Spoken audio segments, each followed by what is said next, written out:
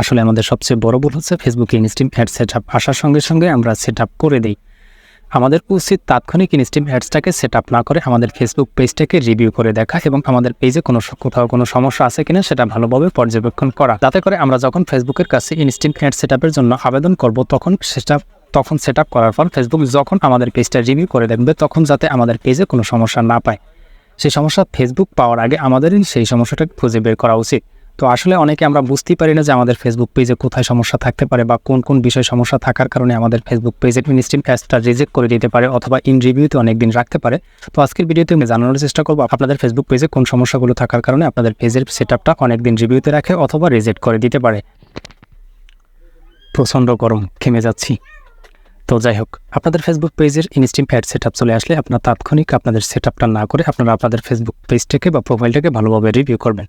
So review করার জন্য আপনারা কী করবেন? আপনারা রিভিউ করার জন্য সর্বপ্রথম আপনাদের ফেসবুক পেজের সাপোর্ট ইনবক্স, ইওর অ্যালার্ট এই অপশনগুলো চেক করবেন, পাশাপাশি পেজ রিকমেন্ডেশন এবং পেজ কোয়ালিটি এবং আপনার ফেসবুক পেজে কোনো রকম কন্টেন্ট মনিটাইজেশন পলিসিস আছে কিনা সেই বিষয়গুলো চেক করবেন। তো এগুলো চেক করার পর এখানে যদি কোথাও কোনো সমস্যা থেকে থাকে সেগুলোকে তো অবশ্যই আপনারা সমাধান করে নিতে হবে। আর দেখা যায় আপনারা যদি এগুলো সমস্যা না থেকে থাকে সেক্ষেত্রে তো বেশ আলহামদুলিল্লাহ। তো এই বিষয়গুলো চেক করার পর আপনারা আপনাদের ফেসবুক পেজে আরও একটি বিষয় খুব ভালোভাবে পর্যবেক্ষণ করবেন, সেটা হচ্ছে আপনার ফেসবুক পেজে কতটি লং কন্টেন্ট আপলোড করা রয়েছে। তো আপনারা আপনাদের ইনস্ট্রিম অ্যাডসে যখন যাবেন তখন আপনারা ইনস্ট্রিম অ্যাডসের ক্রাইটেরিয়া যখন দেখবেন তখন কিন্তু আপনারা একদম সবশেষের নিচে দেখতে পারবেন আপনাদের ফেসবুক পেজে 5টি এলিজিবল ভিডিও থাকলে আপনাদের ফেসবুক পেজটা কিন্তু মনিটাইজেশনের জন্য এলিজিবল হবে। বাট ফেসবুক কী করতেছে? এই বিষয়টা কিন্তু ফেসবুক একটা লুকোচুরি করতেছে আমাদের মতো ক্রিয়েটরদেরকে নিয়ে। তারা কিন্তু ইনস্ট্রিম অ্যাডসের এলিজিবিলিটি ক্রাইটেরিয়ার নিচে 5টি কন্টেন্টের কথা উল্লেখ করে দিয়ে থাকলেও তারা কিন্তু ফেসবুকে 5টি কন্টেন্ট দিয়ে মনিটাইজেশন দিচ্ছে না। শুধুমাত্র 5টি কন্টেন্টটা আপনার ফেসবুক পেজে যদি 10 থেকে 20টা কন্টেন্টও থাকে সেক্ষেত্রেও কিন্তু আপনি মনিটাইজেশন পাবেন না, কেননা এত কম সংখ্যক ভিডিও দিয়ে ফেসবুকের ইনস্ট্রিম অ্যাডস সেটআপ কিন্তু ফেসবুক দিচ্ছে না, কেননা ইনস্ট্রিম অ্যাডসের ইনকামটা মূলত কিন্তু আপনাদের লং কন্টেন্টগুলো থেকে হয়।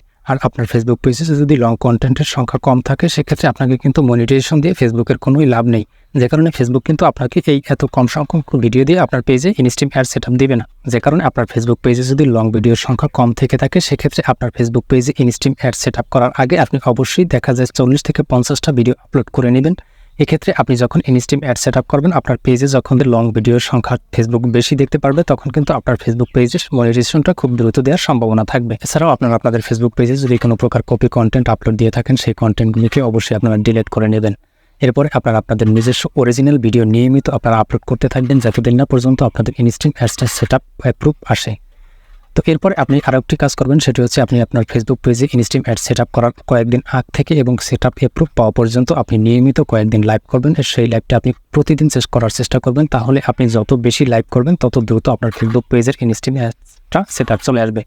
তো এই প্রসেসগুলো মেনে এবং এই কাজগুলো করে যদি আপনি আপনার ফেসবুক পেজের ইনস্ট্রিম অ্যাডসগুলো সেটআপ করতে পারেন সেক্ষেত্রে আমি আশা করি আপনি আপনার ফেসবুক পেজের মনিটাইজেশনটা খুব দ্রুত পেয়ে যাবেন।